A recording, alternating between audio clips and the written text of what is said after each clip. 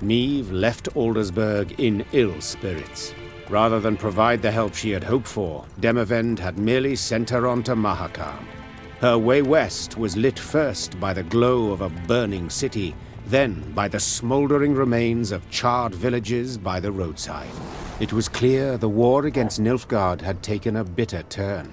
Each stranger was now treated as an enemy, and the customarily hospitable Aedirnians slammed their doors at anyone's approach. The party's morale was somber as well, and did not even improve with the first sight of mountains looming in the distance. Wandering among the ashes, Meve entered the dwarves' domain. Along perilously steep paths, Black Rayla led the Queen and company towards Mahakam, the dwarven homeland. There, among snow-capped peaks, someone awaited. Rayla, you brought strangers. Gabor, I present to you Meve, Queen of Lyria and Rivia. Ah, a queen. Crivens. Well then. A large shadow swept across the sky. The dwarf swallowed the rest of his greeting as all raised their gazes to see a dragon soar swiftly toward Mount Carbon. Keltalus, dinna be afeard, he isn't a threat to us. The dwarf had broken the silence gently, he himself quite familiar with this altogether unusual sight. And now, sit yourselves down afore the pottage grows cold. Aye, up, but... Flew. Drake? Stone shrivelling marvel, innit? Makes you almost sad the lizards are dying out. Should you not worry more about the fate of your brethren? That creature will soon have all Mahakam aflame. Ha! Keltalus? No! He's lived here centuries. Harmless for the most part. Now, your grace, a taste? No, none. Though your offer of repast I value, good sir. Oh, no need of that. Gabor, please. Enchanted to make your acquaintance. Gabor here's a true local notable, from one of Mahakam's leading clans, the Zigrins. But then he wouldn't be our guide if he wasn't. A guide for all important guests. A pleasure. And as I said, I thank you for your hospitality, but I've no time to feast now. I must speak to your ruler at once. Don't mean no offence, but Elder-in-Chief Bruverhoog's a recluse of sorts, as humans go. Didn't even meet the ones that wear crowns. But I suppose I could, meaning if you drafted a letter... Her Majesty's got Demavend's signet, given willingly. Ah. Well, that's a sheep of a different sort. We didn't let many human folk into Mahakam, and for good reason. So those who we let come through the second gate get blindfolded. Just after they've surrendered their arms at the first. But you've the leaden ring. Given one of your kind to confirm trust and amity. So, we're certain we can treat you as one of our own. Elder-in-Chief's in the pass visiting. Looking to his flock. Come on. No reason you two shouldn't jabber right quick. Though the Lyrian infantry rose half an ell taller than the dwarf, he moved with remarkable ease through the waist-high snow, while those behind him slipped and stumbled on the ice-slick rocks. Meve and Rayla trailed the party, so they might speak in private. Non-humans you despised immensely, I believed. They don't bother me a bit. Long as they stay in their lands, seek fortune nowhere else. I detest only those who infest our cities, humbly insist on belonging to our guilds, holding office in our institutions, armies. Yet some find a place for themselves, blend in marvellously. It's never lasting. They're different, odd. Strain's inevitable. And then they'll always stab a human in the back. The ring. However did Demavend come to possess it? Elder-in-Chief himself gave it to him, years ago. A decade, perhaps more. Why? Oh, you must have heard the tale, Your Grace. You see, formerly, Foltest of Temeria's sovereign of Mahakam. He believed it was his right to tax any Leand lands, so he sent collectors. Well, the dwarves felt stripped, so they stripped the collectors down to their natural state. Put them in beer barrels, they then rolled down the mountainside. Ah, my. That incited Foltest's ire, I'm sure. Indeed, Ember hot ire. A punitive expedition was assembled immediately. We're about to set off when Demavend managed to dissuade Foltest. Elder-in-Chief gave him the ring in thanks. I see it all now. Prevented Mahakam's slaughter, Demavend did. Your Majesty, Demavend prevented a slaughter, true. But Foltest's in the Temerians, not the dwarves. Mahakam and fortifications. Well, you'll soon see. No human will take them, ever. The Elder's gratitude, then? Not certain I know where it came from. Had the dwarves crushed the Temerians?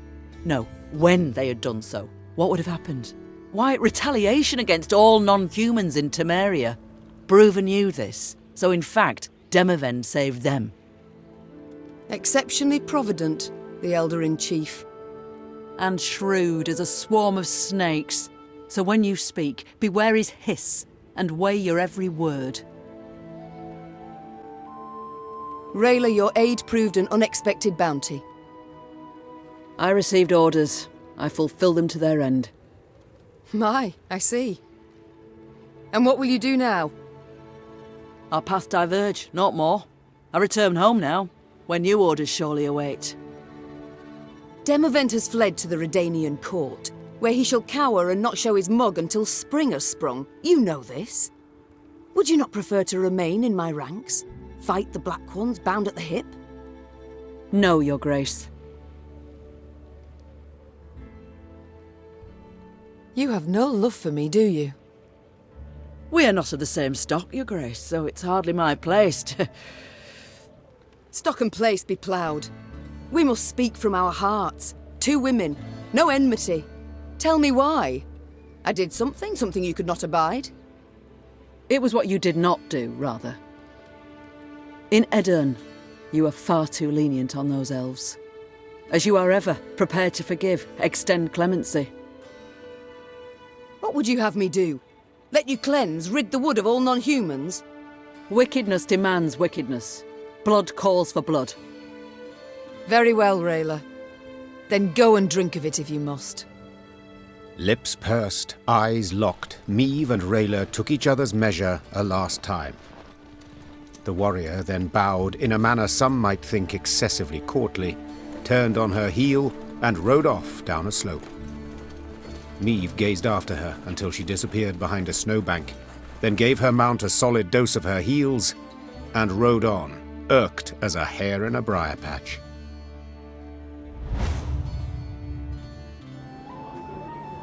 Yes, milady? You choose not to follow your king, Xavier. Why? To fight in the field, with you. This was my wish, my lady. But what of your home? Rosberg must be rebuilt. Engineers are needed. I've no kin in Rosberg. No soul left for me there. All I've left is revenge. I understand. Other matters await my attention. We shall speak later. As you wish, my lady. How go things, Reynard? You and Gascon get along now, I hope. Well, you might say we've established a certain rapport, Your Grace. Tell me more, friend. I don't pry into his affairs, nor he into mine. I'd prefer it if my commanders worked together more closely. Your Grace, the man's a brigand. Oh, Reynard. He was a brigand. I must disagree, I fear. Yes, he stopped thieving for now, but only because it's convenient, so to speak. Gascon isn't a changed man. He still hasn't an ounce of honor, dignity. Yet he has a unit of armed men, without which we'd be much worse off. Might not even have survived. Agreed. The Strays are excellent fighters. I'd be the first to admit it. I only fear they might turn on us. Leap at our throats when we least expect it. It's time I attended to other matters. Hey-ho, how's my favourite queen in the north? You and Reynard, do you get along? Like a cat and a hound. Get it? 'Cause they call me... Yes, your jests are easily understood. Far more difficult to enjoy. That's probably true, in your royal high and mightiness's case. Will you answer my question? We get along because we must. Though it'd be far easier if he pulled the lance from his arse. Haven't heard a truer word in a long while. What was that? Nothing. It's time I attended to other matters. Farewell. Isbel? Apologies. Thoughts consume me sometimes. Is there something you need? Since we left Edirn, you've seemed unsettled. Is all in order? I've seen many wars in my time. All ugly, all repulsive. But what the Imperials did at Aldersburg was... it was unforgivable. Nilfgaard. That's what it does, Isbel. They seek here to repeat the rape of Sintra, the slaughter there. Yes, I saw that. I was there. And at Sodden. Then you know of what they're capable. After Sodden, I took an oath never to take part in another war. Such suffering, such hatred, senseless, all those deaths. Senseless deaths? Our troops sacrificed their lives in defense of their homeland, loved ones. I believe, I must believe there's a better way. Forgive me, Mum. I must gather my thoughts. Never mind about me, though. I shall perform my duties to my utmost, as ever, as always. You speak with my soldiers a good deal. Said so yourself. I'd like to know what about. Corporal Larkin, Ma'am. Do you know him? Captain Oisin, perhaps? Or Lieutenant Tegan? Of course I know them. Among my best. They've served me loyally for years. You know them. But did you know that in fleeing Lyria, the corporal left behind a newborn daughter? His wife was in confinement when you gave the order to march. The corporal could not go to see them. And true, the captain has no wife, no child. But he's not seen his brother in 5 years. Never once been granted leave. Your General Odo's orders always taking precedence. Allow me to guess. You shall now tell me Tegan abandoned his sick mother to follow me. No, ma'am. Count Caldwell's men murdered the lieutenant's kin. Retaliation for his joining your rebellion. He learned of this just recently. Enough. You've made your point. Yet even were I to order them to return, they wouldn't listen. They know they've got nothing to go home to while Nilfgaard occupies our land. Duty calls. I must go. Of course. Should you need me, I'll be here. Your Grace, I need to speak with your quartermaster. Excuse my Elvish, but I can't drink that goat's piss he serves in the mess. Reynard's doing, no doubt. He doesn't like the men to drink too much. To be blunt, ma'am, what Reynard himself needs is to get good and bloated for once in his stiff life. So, I have a proposal for you. A shipment of the best dwarven mead and lager. I can arrange for you to arrive. Trust me, the men's morale's nae like to be a problem when they pour a bit of fire in their guts.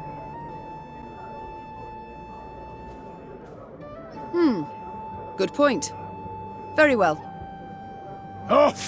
Give my thanks, dear Queen. A few more days of that and I'd have been lapping up puddle water. I trust you'll arrange the details. Of course, no worries. You dinna ken how happy a dwarf you've made me. Ah, right. And the men too, of course.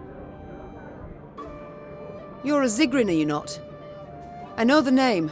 One of your clan slew the dragon Ockvist. Aye. You're thinking of Yarpen. Cousin of my cousin. Left Mahakam when I was but a wee snot. Decent enough dwarf, but never could conform to our basic tenets and laws. Though, admittedly, we've so damned many it's hard to keep them from leaking out your ears. Is it that bad? I'll put it this way. Among human folk, you can't steal, brawl, murder. All the basics. In Mahakam, we've got laws about how to braid our beards. But I'm no one to complain. The Zilgrins are well-to-do, one of the richer clans. Got more than enough goods to suit our needs. Though, we've got some bads as well. What do you mean? Bah! Nae worth your time. I didn't mean to bother you. Sides, best to jabber of such things over a cold pint. Or keg? Your elder. I'd like to know more. Do tell me about him, please. One tough horseman, Bruva. Stubborn as an old goat, as you'll soon see for yourself. All in all, though, he's nae as scary as some say. Been keeping the clans in check for some 2 centuries now. Which is nae a small feat, I might add, no. No conflicts between them all this time. Are you certain? I can't tell if you're jesting. At each other's throats each day they are. Breckenriggs despise the Chives. Dalbergs would scratch out the Hoog's eyes given half the chance. As for us, we hate them arse-licking fuchses. But Bruver's got his ways, keeps each yen in line. If not for him, Mahakam would have fallen to bits ages past. Why? Round 150 years ago, when the elves were fighting that hopeless war against your folk, the Elder-in-Chief ordered the pass to Mahakam sealed tight. If it weren't for that, we'd have ended up like the pointy ears. As it was, we waited for the shite storm to abate. Didn't open the pass and stretch your legs again till it were safe. Yes, I remember. The manufacturers in Rivia have yet to recover. With all due respect, Your Grace, your workshops forge utter crap. It's nae our fault that human folk prefer dwarven goods. Basic market principles, that's all it is. I feel enlightened, Gabor. Thank you. We shall return to this conversation later. No skin off my back. Be seeing each other, Your Grace. A hearty Mahakam welcome to you. What an honour! Even the arbalists salute us with cocked quarrels. Oh, that well. An ounce of prevention saves a slag heap of trouble. None too shabby as views go, eh? Were it not for the howling wind, I'd make a sketch.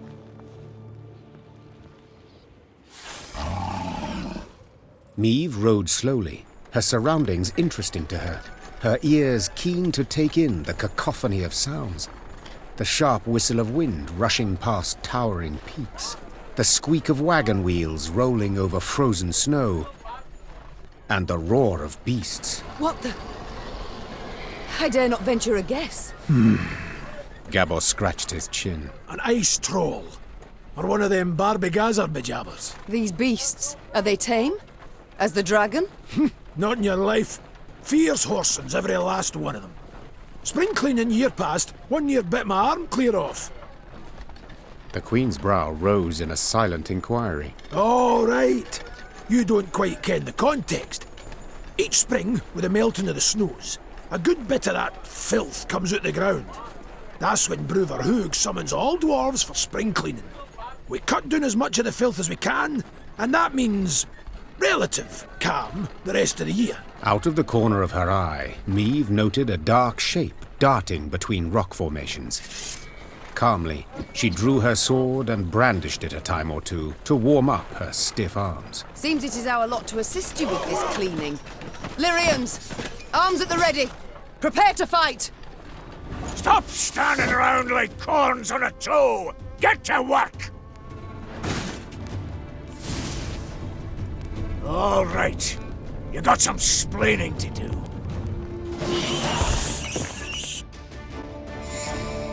As the wails of speared Shaelmars died down, the crowd of Mahakaman infantry parted.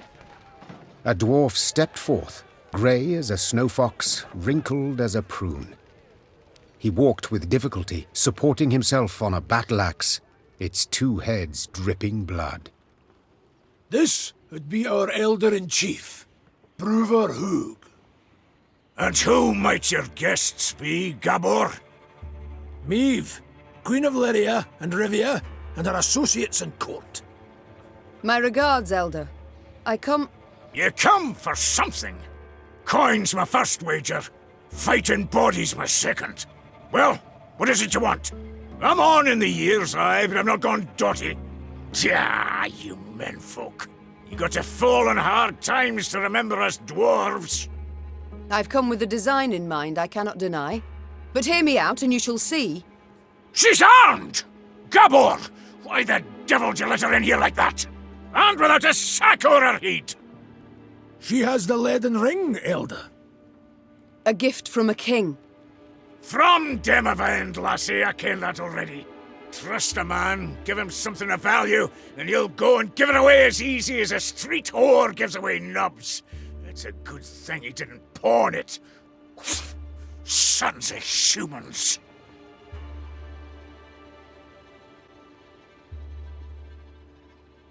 I've travelled far to see you.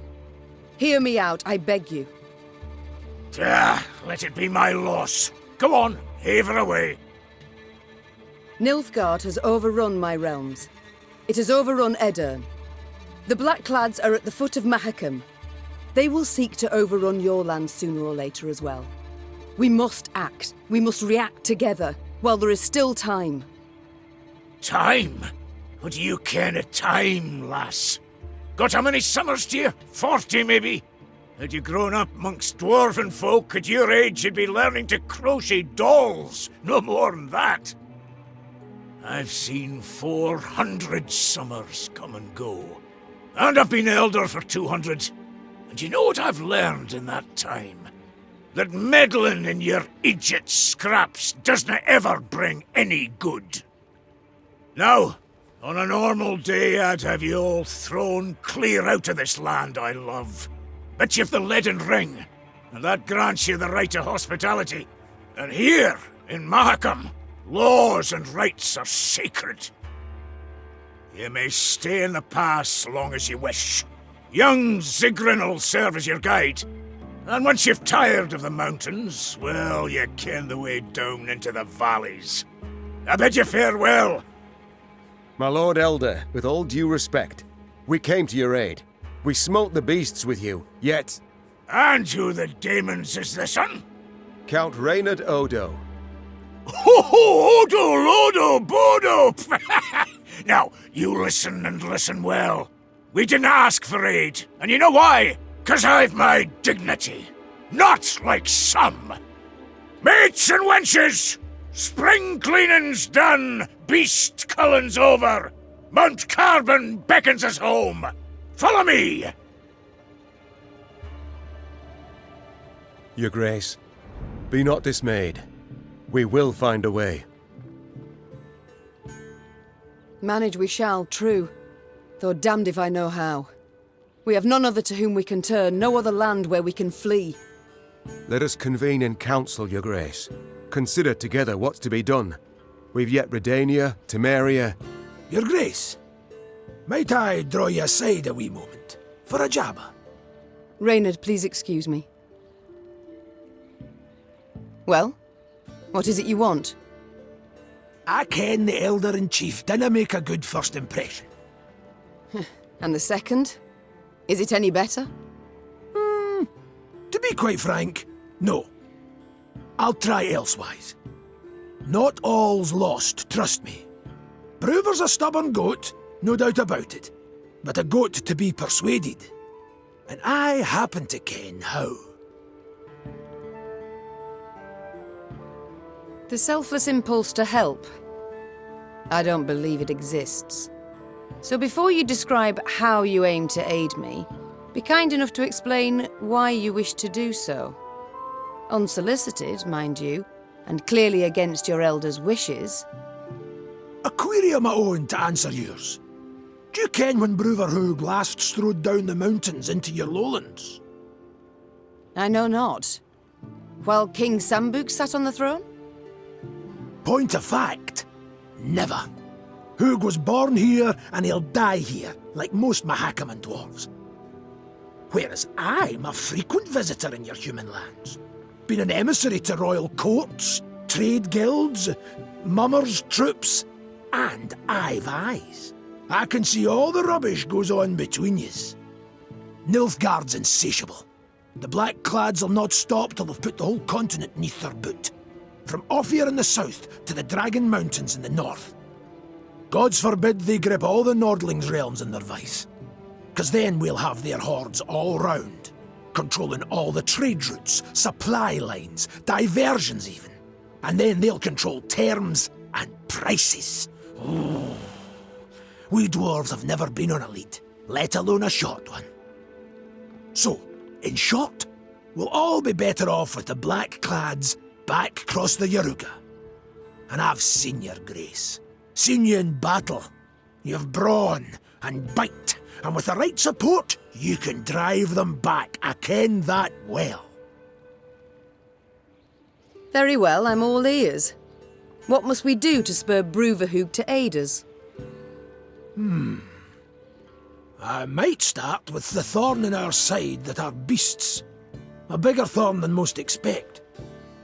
See, in our never-ending search for gold, we dug deep, too deep, and reached abysses where monsters are born, or however they come to be. Soon as it turns a bit warmer, they crawl out to feed. And there's more every year.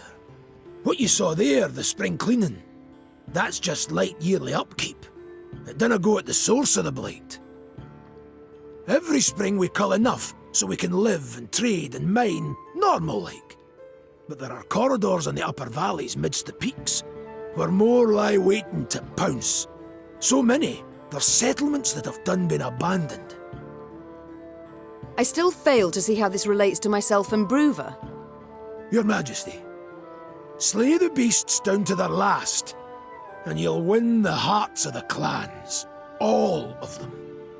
And with the clans behind you, why, the Elder will have no choice.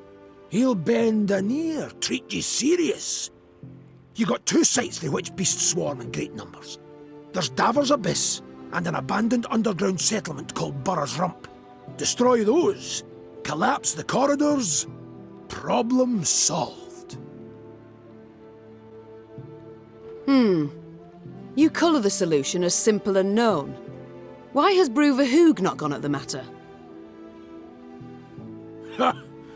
You must learn one thing about us dwarves of Mahakam. Customs, traditions, why, we're obsessed. Goes thrice for Bruver. The Elder deliberates weeks on end. And that's in considering if we shouldn't wear suspenders, 'cause they might be through outside, and should thus be forbidden. We've a set of laws, the Four Dwarves Codex. One of its tenets says, dare ye not close a corridor once oped. So, no self-respecting dwarf can nor will do it. But you're free out with. The laws dinna apply. You've a free hand in sealing the corridors from which the beasts come. Collapse them, flood them, I dinna ken, but solve the grief once and for all. And this, 'twould suffice. I believe it would. But find you other ways to win the heart of a clan or Bruver itself. Do so. Can he bring no harm? All this sounds rather toilsome, yet I do favour this to losing another moon seeking out a court where we would at first be welcomed, only later to hear another rebuke. You've my gratitude, Gabor. You've shown me a way. Very well. Let us think on these beasts. See what's to be done. I've come to the conclusion your Elder-in-Chief is not fond of guests. Fond? That's near the quarter of it. He hates them, with seething passion. But you're damned lucky. Why's that? Let you in, didn't he? Mahakam was cordoned off completely from the outside world for many a long year. Clans finally forced Bruver to at least let in peddlers and emissaries. Though he dragged his feet as long as he could. Meve noted a crowd of dwarves. They were several dozen, many holding baskets brimming with dried sausages, soft, puffy pretzels and jugs of frothy beer. What is this gathering? She asked Gabor. These folk, they're the parents of youngsters who are to return today from their Dreckthag. Gabor proceeded to explain that the Dreckthag was a trek upon which the local dwarves would embark when they reached maturity. During this year-long voyage, young folk would taste of life beyond their home. Yet if they failed to return on time, they would be stripped of all rights and privileges accorded to Mahakam's natives. See, in recent years, young folks' blood's been boiling on account of the strict laws in force here. Gabor added. So, we send them out. Let them taste life in the lowlands. Once they've learned for themselves what it's like to live among humans, they come back and ain't likely to complain. Customarily, only a few dwarves ever decided to remain in the valleys for good. That year, however, was different. Deadline's the Mora, and 40 Dreckthagers still haven't returned. Their parents now worried if some misfortune had not befallen them. The Mahakam Guard had sent out patrols to the near reaches of the valleys. They returned not having seen anything distressing, while the humans living at the foot of the massif had been largely unwilling to talk. The guard captain, a dwarf with a fiery red beard, removed his helmet, wiped the sweat from his brow, and addressed Meve. Your Majesty, we need to find our youth. Perhaps you'd be willing to go out and search. Human folk are more like to tell you if they saw anything out of the ordinary of late. Naturally, there'd be something in it for you too. One could say I myself have lost a son. Meve gripped the captain's hand firmly. And I know well the pain that comes. I shall do all in my might to spare you at least that. Meve set off, the hopeful gazes of the dwarven parents bidding her farewell. The Queen sent a scout ahead. Sometime later, she heard his horn. 3 blasts. 2 short, 1 long. An ambush! Meve expected to combat beasts or robbers. Yet upon her force descended warriors with squirrel tails attached to their helms. Scoia'tael. Scoia'tael! Don't let them escape! They're so young. No wonder they were easily manipulated.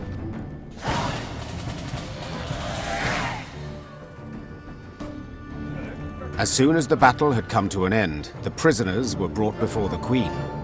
All, without exception, were dwarves, and all looked to be youthful dwarves. Mystery solved, muttered Meve. In fact, these were the missing Dreckthagers. Instead of returning home, they had enlisted with guerrillas fighting for non-human rights. But what had prompted so drastic a decision?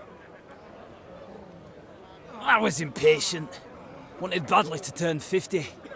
I couldn't wait to see human cities. Vitsima, Tretogor, Novigrad, said one of the dwarven prisoners while pressing a bandage to a bleeding wound. And you know the welcome that awaited me there. I was spit upon and called names.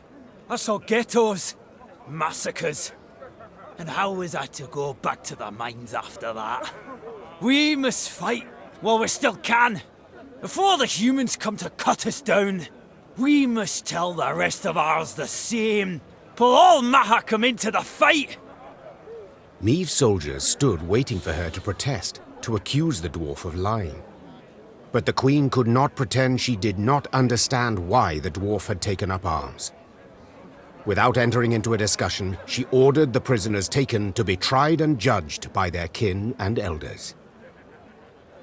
The dwarven parents thus got their offspring returned to them, albeit wounded and in chains. Bruva Hoog, who had limitless disdain for the Scoia'tael, demanded the dwarven youth be severely punished for succumbing to the rebels' seductive ideals. In the end, the Dreckthagers were sentenced to 50 years hard labor in the quarries. The Elder-in-Chief believed a half-century of swinging a pickaxe would sufficiently cool the hot heads of these would-be guerrilla fighters. They came back alive. That's the key part. The red-headed captain said, handing Meve a pouch as a reward. And perchance by the time they're freed, the war twixt the races will be over, eh? What do you think, Queen? Meve shrugged in response. Perhaps she had no opinion in the matter, Or perhaps she simply did not wish to state it aloud. Might be in jail, but at least they're back. That's most important. The Queen noted a building with unusually lavish ornamentation, including shining bronze roof tiles and glistening rock crystal window panes. An important clan dwelled there, Gabor explained. The Breckenrigs. Could you introduce me? Meve asked. Perhaps I can convince them to intercede with Bruver on my behalf. The clan head, Ivar, invited Meve to an exquisite feast. But when she broached the subject of the war raging just outside Mahakam's borders, the dwarf changed the subject at once. Looking around the interior, Meve quickly understood why. The walls were ordained with Nilfgaardian tapestries and rugs. Gifts from friendly Imperial envoys, no doubt. Meve prepared to leave, convinced she had wasted her time, when someone clasped her shoulder and pulled her into a darkened room. Her kidnapper turned out to be a young dwarf, female, it seemed, dressed in her nightshirt. She introduced herself as Ivar's daughter, Eudora Breckenrigs, and openly admitted she had eavesdropped on Meve's dinner conversation. Listen, me dad's stubborner than an old goat, but I'll convince him to help ye. For a wee favour, that is. What? I want you to steal something from the clan archive. Historiae Mahakamorum, 'tis called. See, me dad won't let me betroth me sweetekin Zoltan. Says the codex forbids marrying a dwarf who's left the mountains. But there's precedent. Just such a case described in that document. If I can show it to Dad, he'll have to change his mind. Meve felt sympathy for Eudora and wanted to help her, especially considering the favor Eudora could do her in return. But she fully realized if her attempt to break into the archive ended badly, it would result in a tremendous scandal Bruver Hoog would not soon forget. The pot's worth the play, I believe. Fine. I accept your offer. They then shook hands, sealing the deal. Meve had to bite her tongue to stop from crying out, for the young she-dwarf had the grip of a brawny blacksmith. Meve returned to her company and, massaging her sore hand, presented Eudora's offer. Gascon volunteered for the task at once. Thievery's my forte. The dwarves won't notice a single mothball out of place. Gascon snuck into the archive under the cover of darkness. Just as he was tucking Eudora's desired document into his cloak, he heard dwarven boots clanking down the stairs. Damn it! Gascon swore. I can't let them catch me. Luckily, Gascon managed to do the deed quietly, so the dwarves never found out who had broken in. As agreed, Meve handed Eudora the stolen document. Ha! The dwarf shouted, raising the parchment in a triumphant gesture. Da can't do nothing to stop her making vows now. I've got to write Zoltan right quick. Thanks. Thanks a million times over. And Eudora did her part too. Soon after, the Queen learned there'd been a gathering of the clans, and Ivar had indeed spoken on her behalf. She could only hope the elder Breckenrigs had swayed Bruver Hoog as well. Eudora Breckenrigs Chive. Oh, I truly like the sound of that. Ah, you thundering dolt! I told you to hold your horses or you'll shake the hitch loose. Oh, now you're a bleeding expert, are you? You overloaded the damn cart, that's why it's busted. A wagon lay strewn across the middle of the road. Behind it stood others, some loaded with gold, jewels, and other valuables, others groaning under barrels of pickled meat. Each dwarf had his own theory about how the accident had come about, and thundered it out to all and sundry, peppered with choice invectives. An odd caravan. Meve said. They don't look like merchants. Nay, they ain't. Gabor answered. Dwarves of the Ferens clan, carrying gifts for the Drake. Remember Keltilus? When he took roost here, Ferences fought him for near a century. Then the dragon got weary of fighting and they realised he weren't going nowheres, so they cut a deal. He didn't bother them. They give him what he needs. Well, well. And these offerings they send often? Every week. Excuse me, got to separate them lads, before they tear out each other's beards. Hey there! Cool your idiot heads! Gabor managed to douse his brethren's fiery tempers, but the wagon still lay across the road, blocking all traffic. Queen, said Xavier. it is an easy repair. I've the tools, the parts. Need but your permission. Of course. Go see what can be done. Xavier did indeed make quick work of the problem. Within moments, the wagon was rolling smoothly down the road, good as new. Well, shaft me, your highness, said one of the dwarves. Your engineer's got a pate like stewed meat, but he kens his trade, that's for certain. I'll convey your words to him. Or at least part of them. Me and the lads will be on our way now, but first, take this. Bit of gold by way of thanks. Thank you. Meve said, accepting the surprisingly heavy pouch. In wartime, every copper counts. The dwarf bowed in parting, shook the snow off his beard, then rejoined his caravan. Within a few moments, the wagons had disappeared around the bend.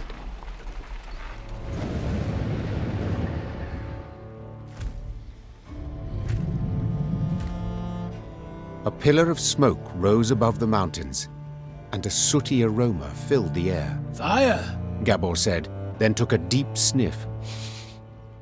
Perhaps a bolt struck some barren trees? No. Meve said curtly. I know that scent too well. All Edirn reeked of it. It's the smell of burning homes. The Lyrians quickened their gait. Soon they saw a town fully aflame, and a roaring, furious dragon above it. That's your Keltalis? Gascon asked, shielding his eyes from the sharp glare emanating from the city. You were right. Perfectly harmless. Dinna ken what's got his knickers in a bunch, the dwarf said, grabbing his axe from his belt. Queen, we got to make haste to the rescue.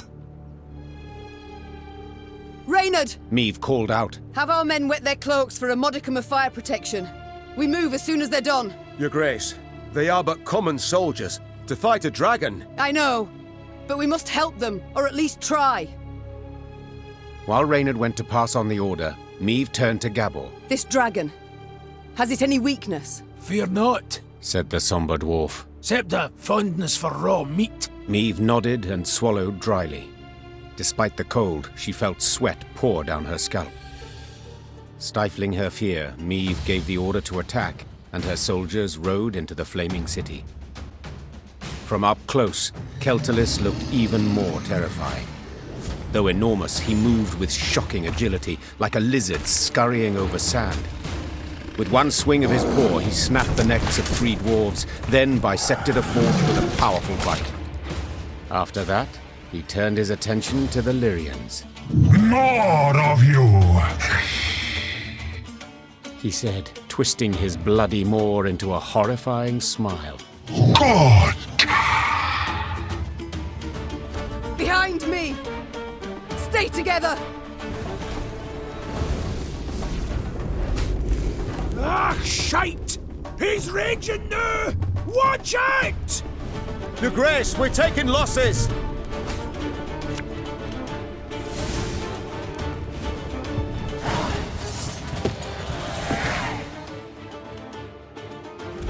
That day, many Lyrians perished, either to the dragon's all-consuming fire or to its flesh-rending claws. Yet their sacrifice was not in vain. Together with the dwarves, they were able to grievously wound Keltalis, forcing him to flee. The howls of the wounded monster rang throughout the valley. That's right, howl, you scurvy snake! Shouldn't they ever attacked us, eh? Damn fuel lizard! Meve, that's Vavranik, elder of the town and all the Ferences. My regards, and condolences. Eh, tain't so bad. If nae for ye, wouldn't there be a stone left unrubbled? To be honest, when I caught wind some human queen come to Mahakam looking for aid, I said a crocus would sprout twixt my cheeks afore I'd vote aye on that. Gonna be a fear to look in my breeches after, but changed my mind. After what I saw today, what ye did for us, you've the support and undying gratitude of all Ferences. Thank you. Faced with a Nilfgaardian peril, that means a great deal. Forgive me for interrupting this tear-tugging scene of interracial reconciliation, but I can't hold back no longer. Vavrenik! Double shice! What happened? Why'd Keltless attack? I ken as much as ye. Meaning, squat diddly. Just flew up, started spewing flames, half the town lit up in a flash. Sheepshank! 300 years I've been a good neighbour. What's done's done. Gotta think about the future. The Drake's just taking a breather. Gotta finish him off for he's regained form. Meaning, we haven't much time. He heals like an alchemist's pup. And the nearest guards are miles away. He'll be up flying again before they get here. Aye, that's what I thought.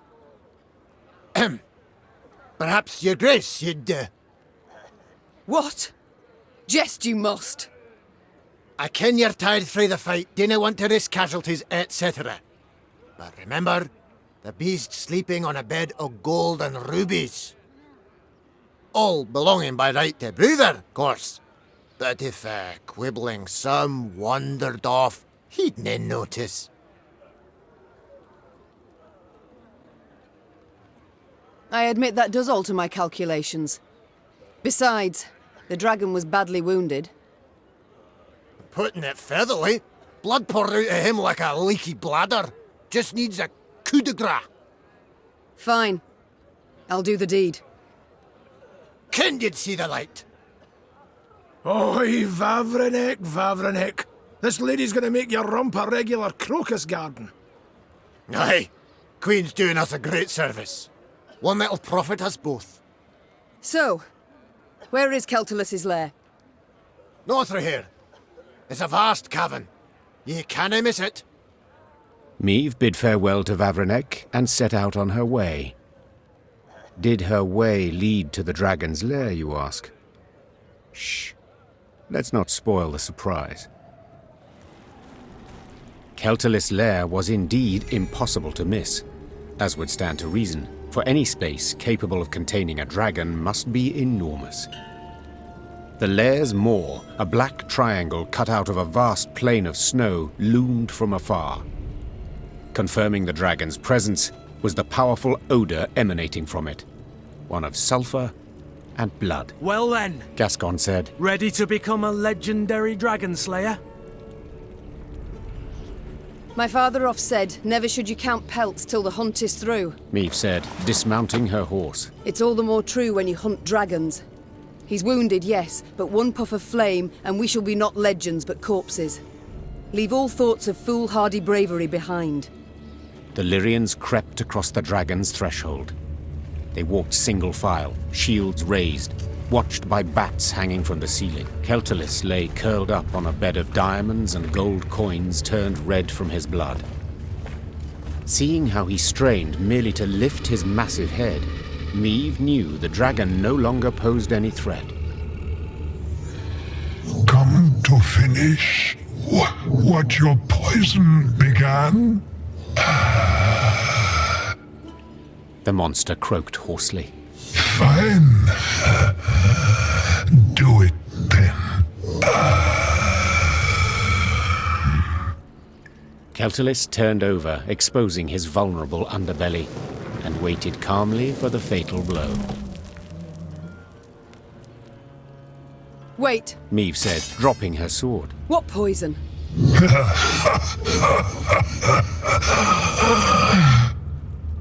Keltulis laughed while squeezing his bleeding side in pain. So they didn't tell you? Lousy munchkins. Hey! Watch your tongue! Gabor yelled. Sides! I didn't ken anything about it. Keltulis looked the Lyrians over mistrustfully with his snake-like eyes, then began to tell his tale. The caravan Meve had met on the road was different to the others. This time, Keltulis's meat had been pickled in a special brine, one spiked with poison.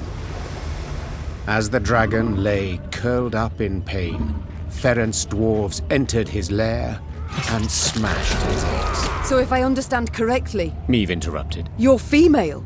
Correct. Same as you. As As if on command, all Lyrian eyes turned to Gabor. Dinna look at me! We didn't peek under his, its tail. If I may, Reynard interjected. These revelations about Keltulus's sex are undeniably fascinating. But I'm more curious why the Ferences stooped to such a dishonorable deed. That's easy enough to guess. Meve said. They were afraid the dragon would soon demand more tribute to feed its young, so they decided to strike preemptively. To the Ferences' misfortune, they delivered too small a dose of poison. Infuriated at the sight of the broken eggs, the dragon gathered its strength and flew to the nearest town. Meve saw for herself what happened then. And now it was up to her to decide how this story would end. The dragon had killed dozens, perhaps even hundreds, but had been provoked first by the dwarves' heartless cruelty. Did it thus deserve death or mercy?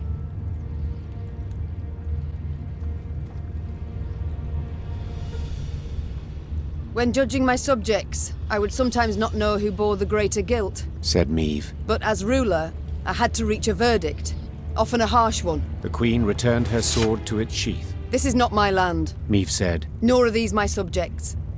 I don't have to choose the lesser evil. Meve! Gabor hissed. Bruver will be furious.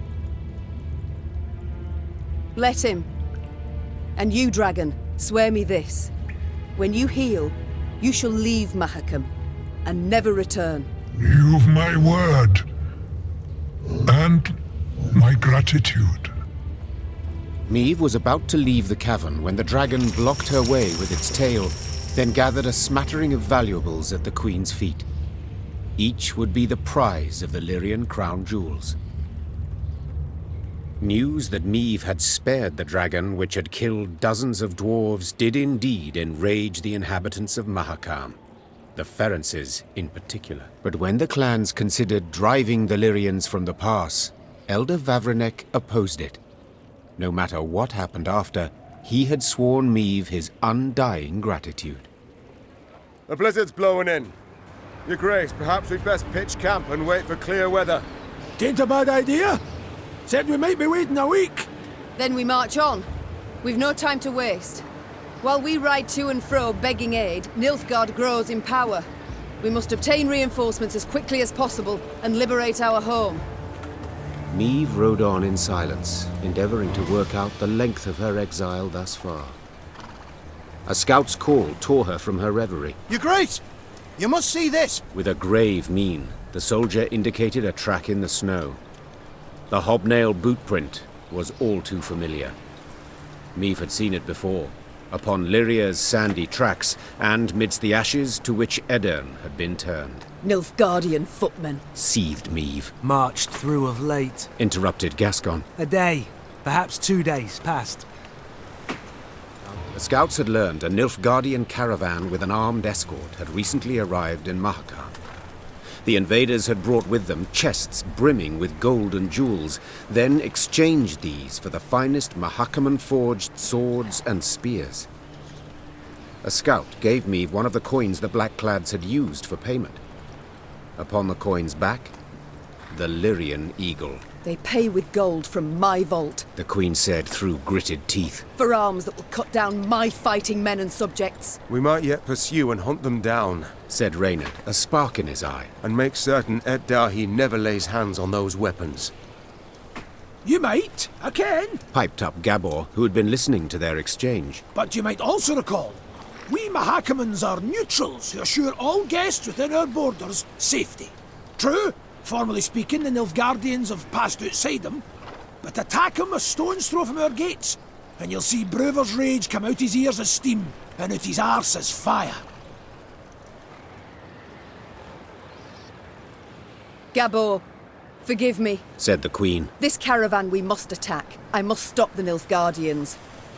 And entirely apart, I should be quite content to watch Bruver spew fire. Gabor's mouth gaped as he tried to protest, but the Lyrian soldier's laughter drowned out his grunts. Meve gave the signal to depart. Soon after, Queen and company descended upon the foe's caravan, and a battle ensued. Crushed by their defeat, the Nilfgaardians tossed the chests into the snow lining the road and rode off to the cracking of their whips. One chest burst open, revealing a weapon wrapped in greased leather. Gascon removed the leather and held aloft a sigil that shone with newly forged luster. He examined it from all sides, then put his thumb to its blade. Blood immediately squirted out. Ooh! Sharp bastard, he said, clearly impressed. Hearing these words, Gabor unexpectedly burst out laughing. What's got you so tickled, if you don't mind my asking? Custom holds. The first words out a warrior's mouth upon seeing a sigil become the blade's name. So, congrats! You've dubbed it! Gascon stood there awkwardly as Meve took the weapon from him. I'd have chosen a different name personally, one with a bit more dignity. But Sharp Bastard has an undeniable charm. And I cannot wait to try it out on Nilfgaardian plate. Aye, but perhaps nae in Mahakam. Gabor interjected. You've made a fine enough mess for yourselves as is. Gonna need to mend for it somehow. And that'll nae be easy. Tidings of Meve's deeds soon reached Bruverhoog's meaty ears. And though there was no fire, despite Gabor's insistence to the contrary, there was also no doubt the Elder-in-Chief was livid. Only the Zigrin's intercession on their behalf kept the Lyrians from being thrown out of the mountains.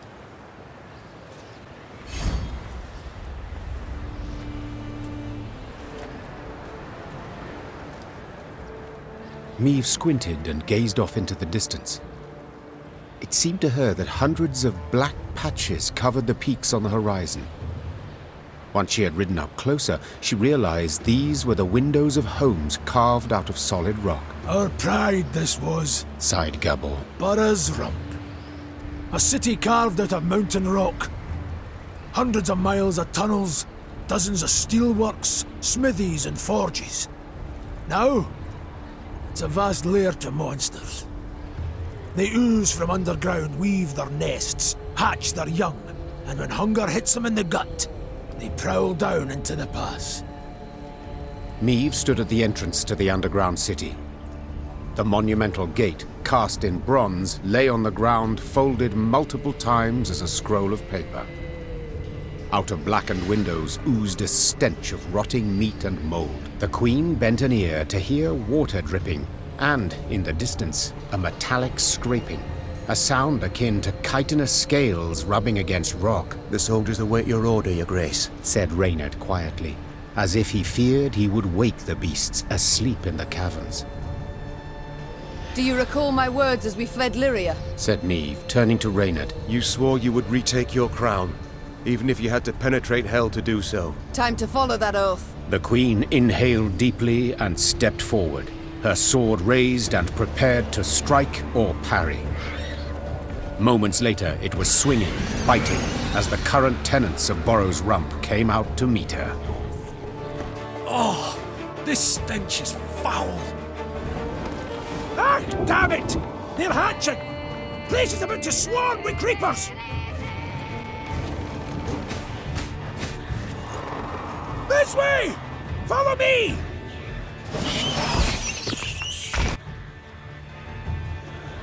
Though wounded, Meve approached the Shaelmar, which lay writhing on the ground.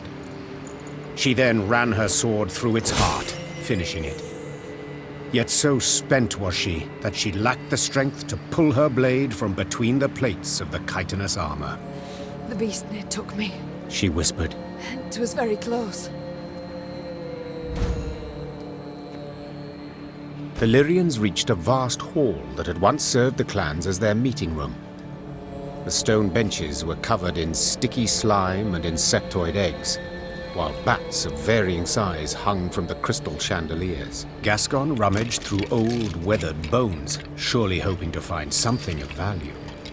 Gabor, in turn, was at a shut and locked door, grappling with it as if it were a deadly beast. The door finally gave way with a sigh, and the dwarf raised his arms in a triumphant gesture. It's a storeroom. Should hold miners' tools aplenty, he said, enthused. Some barrels of alchemical brews in here too. Lucky there's no sign of moisture. They haven't soaked through. All's we've got to do is roll them out into the corridor and set a bit of fire to them, and whoomph! We'll have sealed the beasts off from the pass once and for all. Meve treated the dwarves' instructions as hallowed. Soon after, the mountains trembled from a powerful explosion. Rubble came down and blocked the tunnels. They say the plumes of smoke escaping the window openings in the rock could be seen as far as Aldersburg.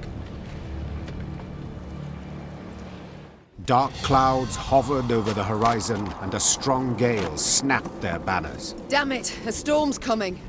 Gabor! Take us to the nearest settlement. We must seek shelter. Soon the Lyrians arrived in Stuhlkamp. The town square proved full of folk. Several dozen dwarves laden with large sacks and satchels stood about in smaller groups. When a thick snow began to fall, the dwarves cheered. Tears streamed down the cheeks of several, but Meve could not tell if they issued from some fortuitous occurrence, or if the strong wind had wrung moisture from their eyes. What is it we witness? Why do they rejoice at a snowstorm? Asked Meve, pulling her hood over her head. Well, the Blizzard's good cause to postpone their expedition by another day, Gabor responded. See, they've been conscripted by drawn lots to be settlers. Found homes in a village in Brookvale. 7 expeditions have gone that way already, and none survived longer than a year. Valley's cursed. No two ways about it. Intrigued, Meve proceeded to speak with the settlers' leader. He confirmed Gabor's claim. He had buried many a previous colonist. All had been abnormally thin, pale, prematurely greyed, as if some wraith had drawn the lifeblood out of them. Once the dwarf had finished his tale, he gripped the Queen's hand firmly, and promising a generous reward, begged that she and her Lyrians accompany the expedition to Blackbrook Valley. Tain't far. Mere few leagues north along the main road. We'll make the march much easier to ken with the whole army, in case of any danger. I know not how useful our swords can be against curses and spectres, said Meve. But leave you bereft and in need I will not. We shall march with you into Blackbrook Vale and see to it that you are safely arrived. Then we will march on. The dwarf sped off to announce the good tidings to his settler brethren. By the time the blizzard had abated, they were ready to march. Blackbrook Vale. The name itself embodied infamy. Meve arrived expecting misty ravines, decrepit trees bound in spiders' webs and swarms of bats. What she saw was a warmly gurgling stream and the valley's gentle slopes blanketed in crocus blooms. Only a village of abandoned, ruined huts and a cemetery stretching to the horizon behind it attested to the valley's grim past. The village seems shrouded in a guise. Be not deceived, said the Queen. Reynard! Some men to search the environs for any sign of life. The blood-curdling roar that came from the ruins a moment later proved the Queen's caution warranted beyond any doubt. Protect the settlers! Likely the last, that one. Should be safe now.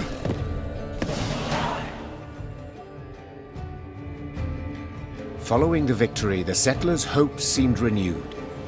Could the beasts they felled have killed the previous lot of colonists? Perhaps the curse that had long hung over Blackbrook Vale was at last broken. We thank you, Your Majesty, the settlers' leader said, slipping the satchel from his shoulder. You've granted us new hope and a new home. The dwarves rolled up their sleeves at once and set about repairing the cottages. Sounds of hammering, sawing and chopping filled the valley, accompanied by a steady stream of dwarven song. Meve left Blackbrook Vale, her spirits soaring. How great was her subsequent shock when the elders summoned dwarves for another expedition to the valley. It seemed the settlers Meve had escorted had met the same fate as the colonists who had preceded them. Yet what had killed either group would never be known.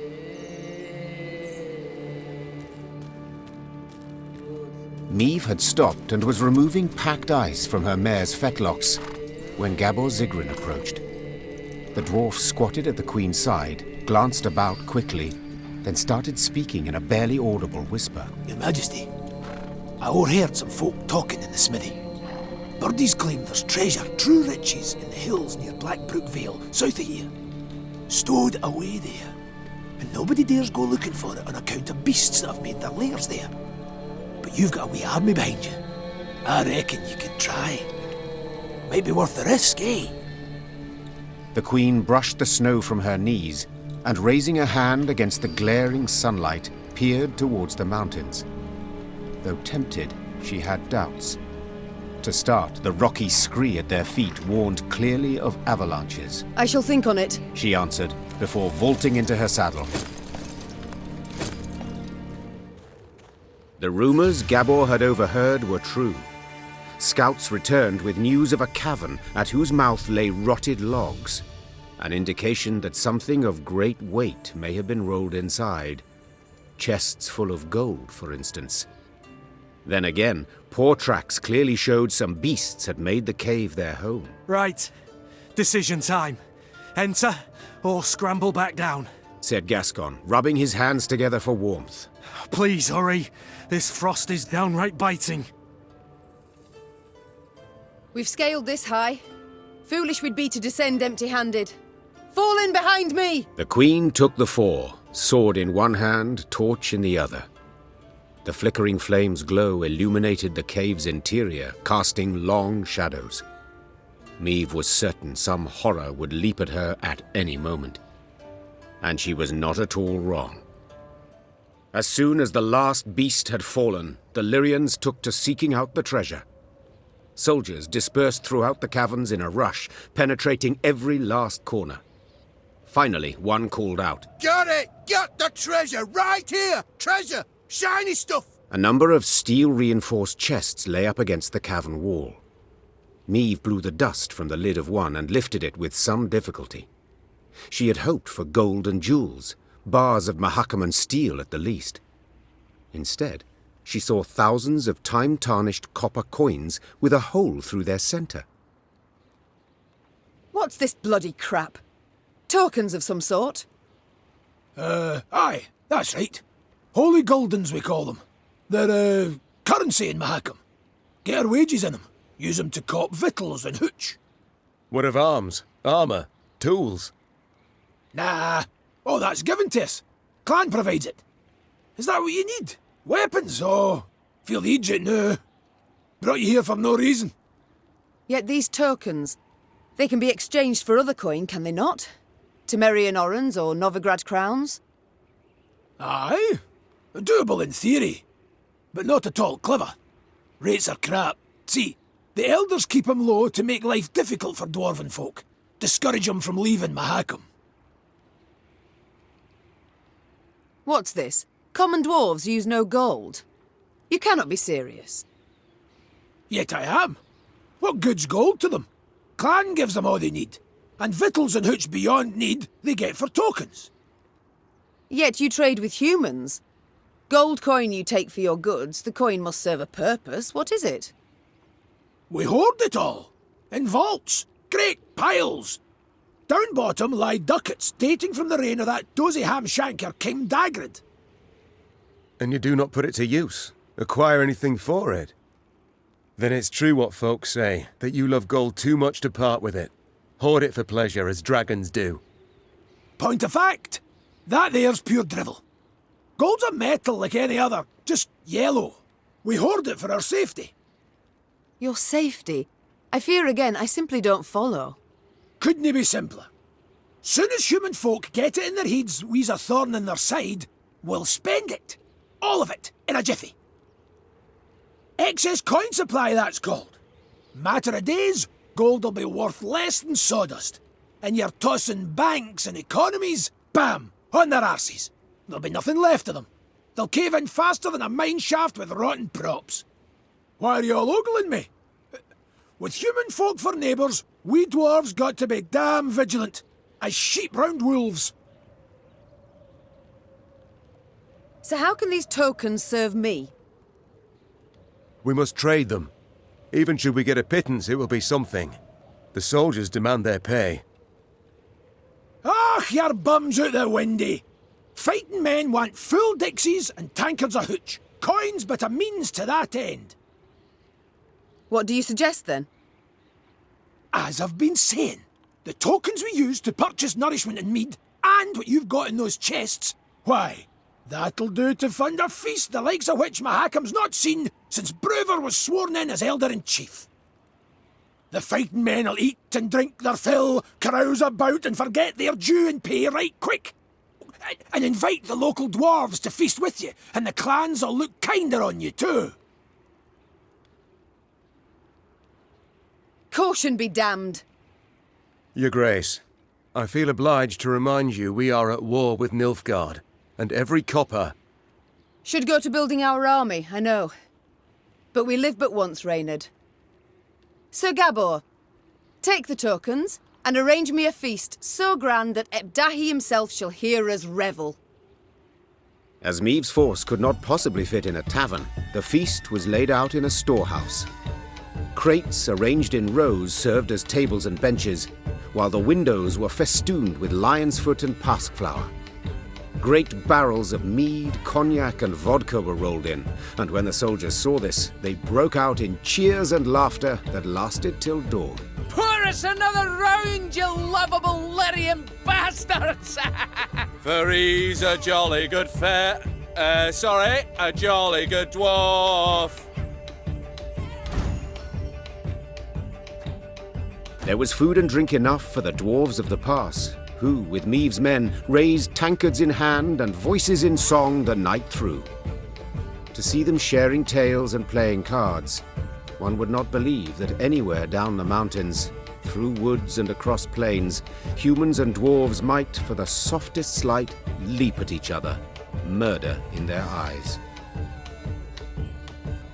I'd get up. I would, Your Majesty, but my arse is frozen to the ground. Four Dwarfs Codex states it clear. If you're in a mine and something knocks, you'd do best not to knock back. Ever. Riding past a mine, Meve noticed a group of miners gathered around the entrance to a shaft. Frost had settled on their moustaches and beards, suggesting they had been there for some time. The Queen summoned Gabor and asked him to determine the reason for this sit-in. He returned after a few minutes and announced the most curious thing. They're waiting for the knocking to stop. Meve's frown prompted Gabor to explain in greater detail. According to our laws, dwarves can't go into a mine if there's knocking coming from inside. We're obliged to wait for the ruckus to quieten down. Ah, yes. Our own miners share this superstition, Reynard interjected. They say the knocking is that of a treasurer gnome, a kind of mine ghost. With all due respect, your miners are dimwits, Gabor said, patting Reynard on the shoulder. Knocking means an imminent and abrupt discharge of the potential pliable energy of rock formations. In other words, you ken, a rock burst. Except usually it's all done in a day or two, whereas these lads have been waiting going on 2 weeks. Foreman's grown impatient. He'd like to send someone down the shaft, have him see what's at issue, but, well, the code forbids us from doing anything of the sort. If in this manner I can gain favour among your brethren, sighed the Queen, dismounting. So be it. I shall descend and see what the problem is. The shaft was too narrow to fit an entire army, so Meve and a small unit of men entered the mine, miners' lamps in hand and hearts in their mouths. The rhythmic knocking coming from the bowels of the mountains, distorted and multiplied, was unnerving. Soon the company arrived at the place that seemed the source of the knocking. Gabor put his ear to the rock and listened for several moments in silence, then struck the wall with all his might. The wall crumbled with a crash, opening a passage into another corridor, from which sprang numerous foes. Did you hear something? What was that?